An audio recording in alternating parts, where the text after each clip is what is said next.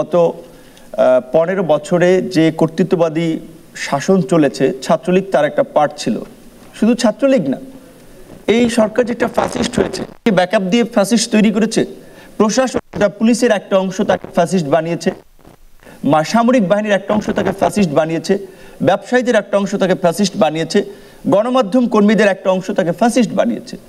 বিভিন্ন beneficiary group হচ্ছে এই সরকারকে একটা ফ্যাসিস্ট শক্তিতে পরিণত করেছে।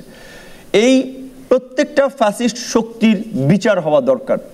আমি আশ্চর্যভাবে লক্ষ্য করছি এখন, এবং আমি নিজে ভয়ের মধ্যে আছি যে এই যে 2 মাস হতে যাচ্ছে, এখন পর্যন্ত এই যে আমরা গণহত্যার কথা বলছি, যে এই রকমের একটা গণহত্যা চালালো, এই গণহত্যার অভিযোগে অভিযুক্ত মেইন স্ট্রিমের কাউকে এখন পর্যন্ত কিন্তু গ্রেপ্তার করা হচ্ছে না।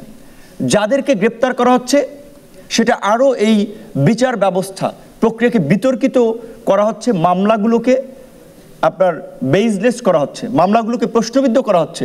কোনো সাংবাদিক কিংবা কোনো অ্যাক্টিভিস্ট তারা মেইন রোলটা প্লে করে নাই। তারা হয়তো কেউ একটা কলাম লিখেছে পক্ষে, কেউ একটা কথা বলেছে, বাট তারা মেইন কালপ্রিট না।